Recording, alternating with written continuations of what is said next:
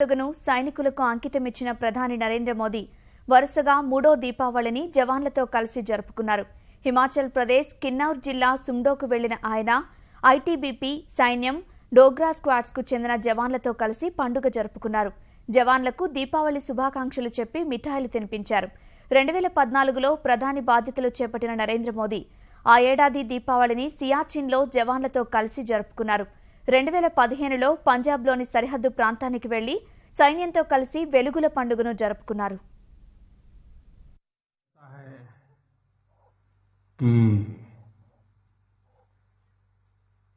आगे कैरियर कैसी होगी, गांव में ही सेटल होंगे कि नजदीक के किसी शहर में सेटल होंगे। आप वो लोग हैं जो इस चिंता में रहते हैं कि यार 3 साल हुए लेकिन कोई गोली चलाने का मौका नहीं मिला।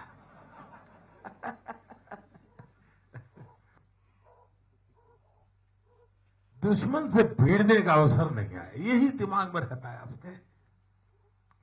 और ये इसलिए रहता है तो उनका भाग्य, भारत का भविष्य, ये आपके रग रग में, कण कण में लिप्त है, पूरी तरह घुमिल गया है। इस बार दिवाली में आप लोग यहां मोबाइल फोन वगैरह कनेक्टिविटी मिलती है? नहीं मिलती है। हाँ, उसका कारण है कि वो तुरंत सामने भी मिल जाती है। मैंने इस बार, इन दिनों सोशल मीडिया की जरा ज्यादा ही प्रभाव है, तो देशवासियों को रिक्वेस्ट की थी कि इस बार संदेश टू सोल्जर, अब मैंने तो दिया संदेश, अपनी भावनाएं व्यक्त की, लेकिन मैंने देखा करोड़ों करोड़ों हिंदुस्तानियों ने इस बार दिवाली का दिया जवानों के नाम पे जलाया। पूरे देश में ऐसा माहौल, आप तो यहां इतने दूर हैं, शायद अंदाज तक नहीं होगा क्या चल रहा है। पूरी दिवाली देश के सुरक्षा बलों के नाम समर्पित होगी। बड़े बड़े फिल्मी कलाकार हो, खिलाड़ी हो, क्रिकेट जगत के सितारे हो, वैज्ञानिक हो, व्यापारी हो, किसान हो, सरकारी अफसर हो, बाबू हो, मुलाजिम हो,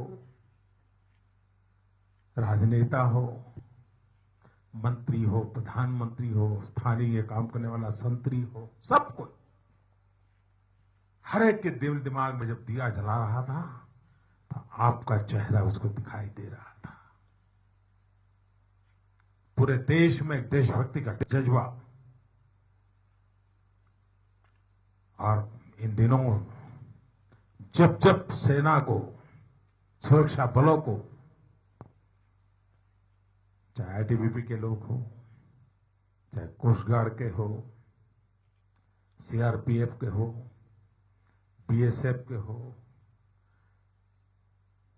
आर्मी के हो, नेवी के हो, एयरफोर्स के हो,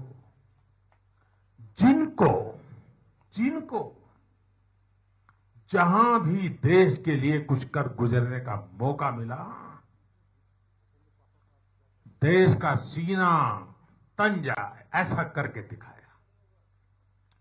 हम सब तालियों की गड़गड़ाहट के साथ उन सबको अभिनंदन करें जिन्होंने देश को बड़े बड़े पराक्रम करके दिखाए हैं।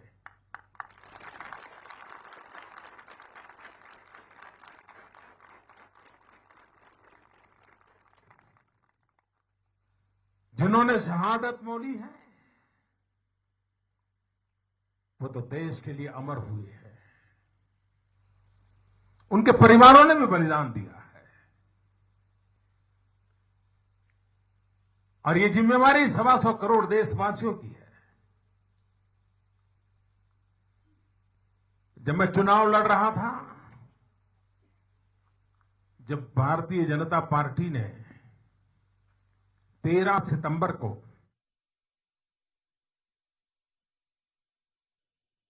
2013 उम्मीदवार के नाम से घोषित किया और 15 सितंबर 2013 मेरा जो पहला सार्वजनिक मैंने कार्यक्रम किया था वो रेवाड़ी में, हरियाणा में सारे फौजियों के बीच में किया था, निवृत्त फौजियों के बीच में, सेवानिवृत्त फौजियों के बीच में। सारे सेना के अधिकारी भी मौजूद थे, निवृत्त। और उस दिन मैंने कहा था कि सालों से 1 रैंक 1 पेंशन का मसला अटका पड़ा है, 40 साल अटका रहा।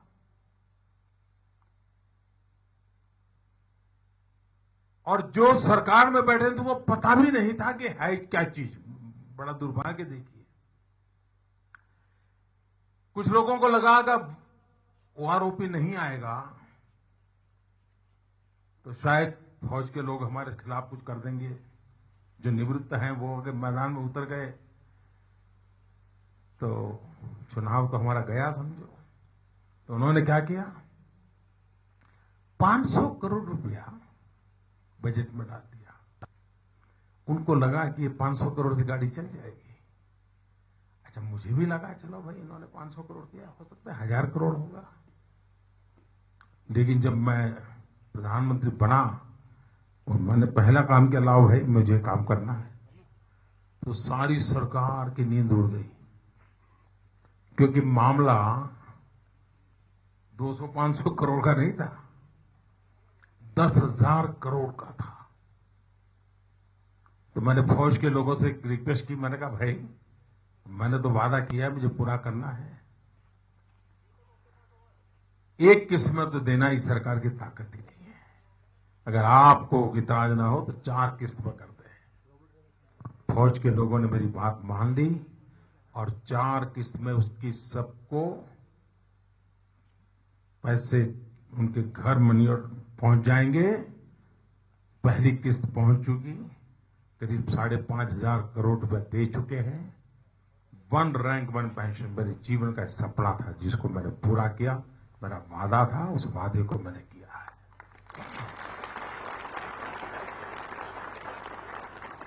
जितनी बातें फौज की तरफ से मेरे सामने आती रहती हैं, मेरा लगाव भी है आप लोगों के प्रति, अपनेपन का लगाव है। प्रधानमंत्री तो अलग चीज है, उससे ज्यादा कुछ है मेरा आपके लिए। तो आपके बीच आज आने का मौका मिला, बातचीत करने का अवसर मिला। बाद में मैं आप सबसे मिलूंगा।